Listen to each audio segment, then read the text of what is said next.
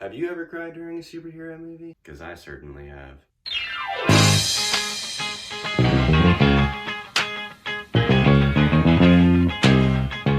Welcome to the channel, guys, and today we're going to be talking about Guardians of the Galaxy Volume 2. Definitely one of my absolute favorite, not just Marvel movies, probably one of my favorite movies, period. So, I'm excited, let's get going. Alright, so Guardians of the Galaxy Volume 2, becoming a success through connection. Now what does that mean? That means the emotional connection that is displayed in this film. The audience can connect with the characters, and we see the characters connecting to each other. And I don't want to dwell on this much longer, let's just dive right into it. So Guardians 2 is great because it provokes emotion. And this is especially in the following action. And this doesn't mean that the beginning, middle, end, however you want to phrase it, exposition, rising action, climax, that doesn't mean that those aren't great, because they are, especially the climax, we'll get there later. But the following action is where most of this comes together. So this first, familial elements, those kind of surface especially after Gamora and Nebula. They find the bodies of Ego's children under the planet's surface, really. And this is still towards the rising action portion.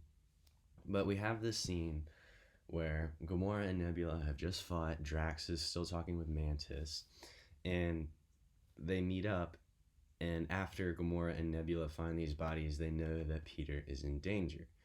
And Gamora basically asks, why would you get... not Gamora. Nebula is basically questioning their relationship. Why do you care so much? Why should you go after him? She says, you're not friends. And Drax like, you're right. We're family. And that's a pretty... that line definitely resonates, because it explains the Guardians' relationship with each other up to this point. Because throughout this movie, we've seen them fight, and even in the last film, but especially at the beginning here, Rocket and Quill kind of having a huge argument after the situation with the Milano going down. Gamora telling them to think with what's between their ears, not between their legs. And Quill basically saying, do you want everyone to hate you? What is your goal? Because if you want everyone to hate you, you're doing a great job of it. And that's this family bickering that we get. And that's really Drax re-emphasizing and making everyone realize that, well, this is why we fight, because we love each other and because we care for each other. And basically what I'm trying to get at is this film is emotional, but it's not overwhelmingly emotional.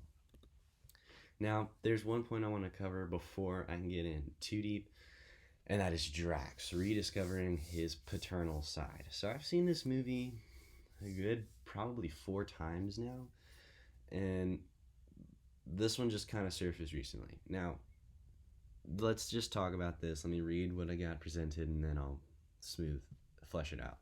So, despite his humorous behavior, Drax is a character that can and should be taken seriously.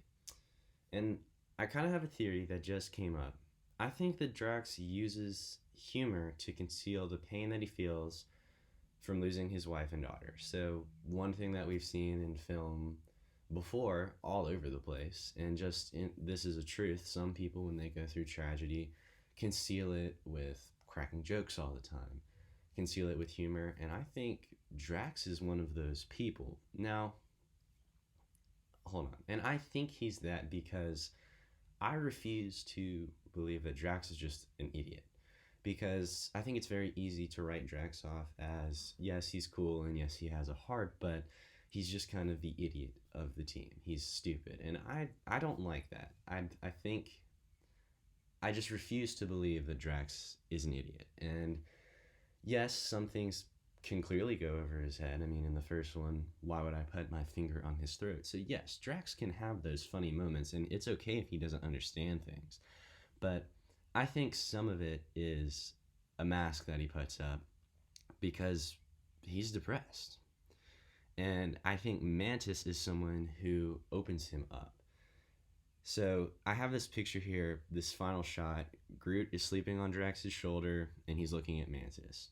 And I think Groot is reminiscent of Drax's time as a father. Like Groot is paralleling Drax's daughter, and that moment right there is reminiscent of Drax's time as a father. He can tend to a child, and his looking at Mantis is his capabilities of being a husband. Now, let me clarify, let me get this straight.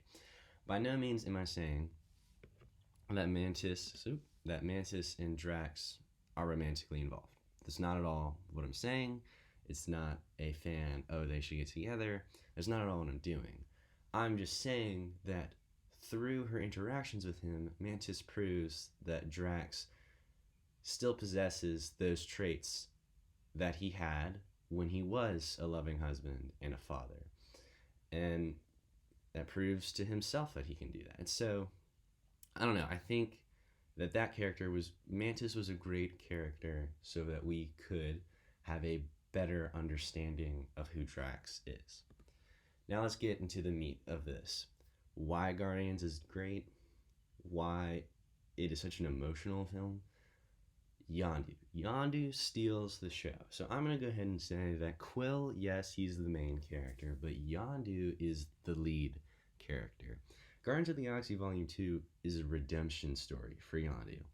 Even in the beginning of the film, Yondu isn't the same as where we last saw him. Yondu, it's not necessarily that he's broken, but our first scene, it's him and his men in this strange planet. Yondu, not going to try to flesh out what he's doing the first scene that we see him just because. But it's very clear that Yondu is different. So once he's with the Guardians, well, first of all, he goes through his crew betraying him because they don't think he's worthy. They think he's gone soft.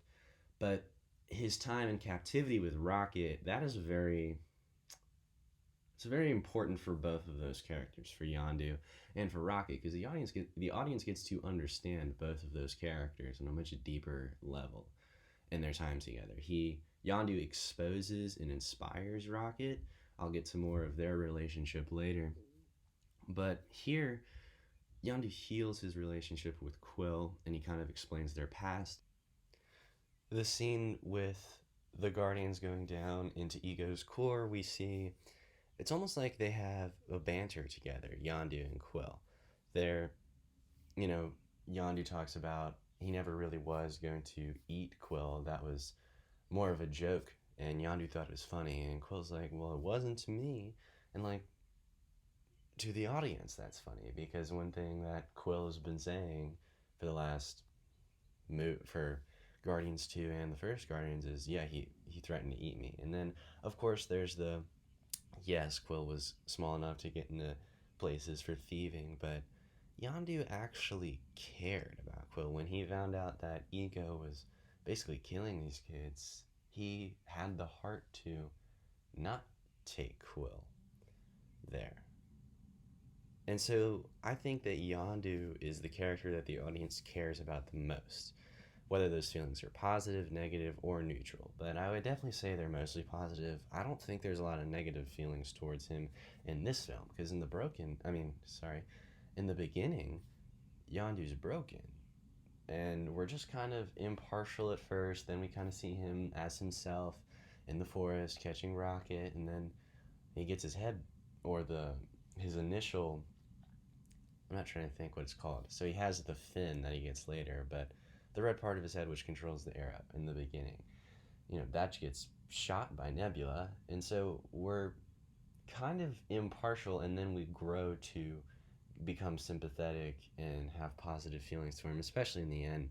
And this point right here, the way in which Quill and Yondu speak in the climax it's father-son-like. Their conversation, both in what they're talking about and how they talk, is very father-son. And I love the moment with, you look like Mary Poppins. Is he cool? Heck yeah, he's cool. And Yondu is someone who dies honorably, and the emotional toll is devastating, both to the characters and the audience. And now let's talk about breaking Rocket's shell. I know who you are, boy, because you're me. So Rocket's behavior up to this point has him in a pretty unlikable state, but Yondu can see through that. Rocket has this tough guy attitude that he puts on. And yeah, Yondu's like, if he says, I know who you are, boy, because you're me. You can fool everyone else, but you can't fool me because we're the same person.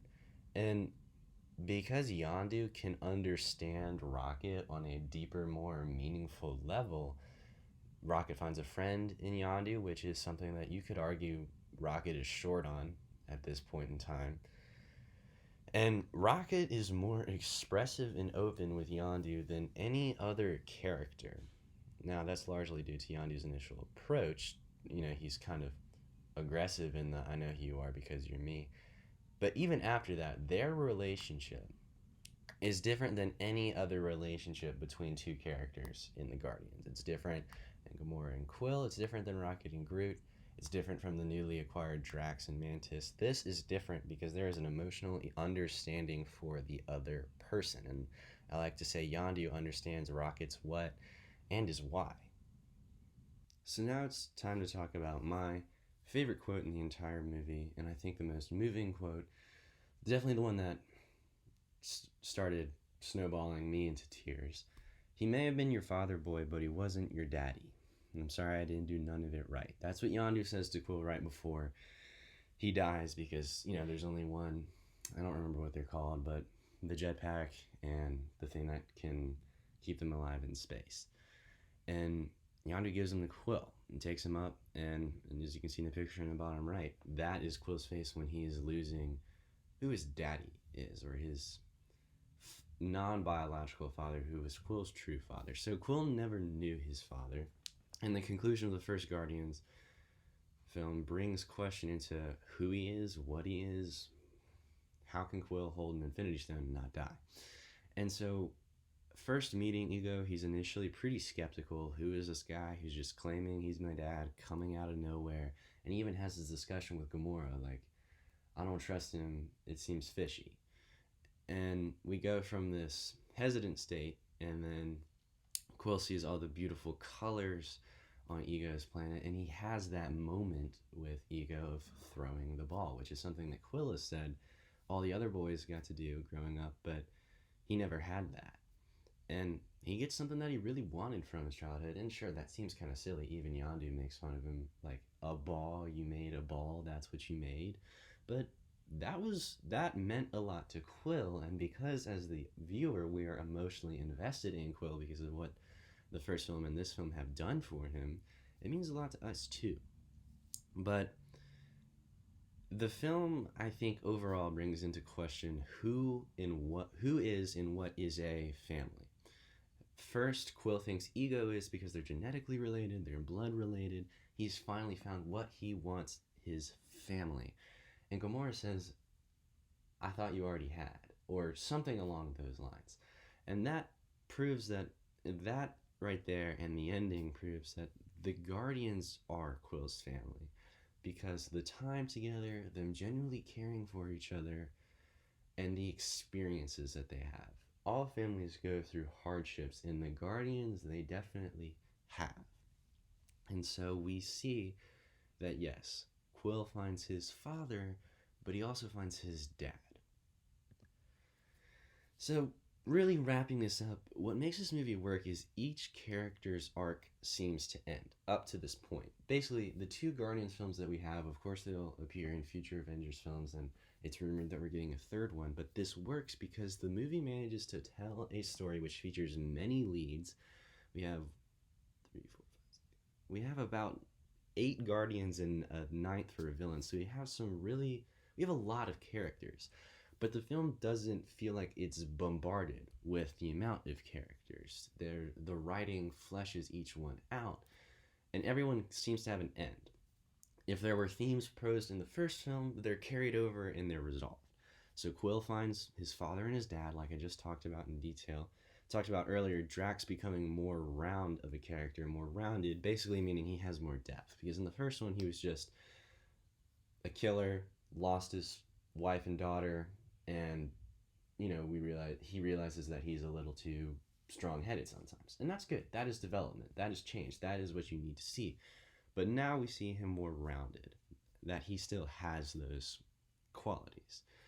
Gamora and Nebula seem to have a less hostile relationship. There's still some turmoil there, but there is not hate there anymore. It's either I'm not sure what the greatest word is other than they just have a less hostile relationship. Rocket, we figure out why he's rude, why he has this shell, this facade, and it's explained, justified because not necessarily elements of his past surfacing, but he finds another character that he can relate to in those points, and we really break Rocket down. And then Yondu is dying honorably as a hero. In the first film, he was just kind of whatever, and in this one, he he's broken and he gets to have that moment that he wants. He saves who he sees as his son, and in the process, the other Ravagers. So Guardians of the Galaxy Volume 2 is one of the best MCU films because the viewer is emotionally invested the full 138 minutes. Each character is a hero, but Yondu steals the show, fixing a broken rocket and proving to Quill the importance of and true meaning of family. His death is painful, yet beautiful. Alright guys, that was my review of Guardians of the Galaxy Volume 2. Let me know in the comment section below what you thought of Guardians 2. Did you like it? Did you not like it? Let me know. I want to hear your opinion. Do you agree? Do you disagree with me? Please like and subscribe, and I'll see you guys next time.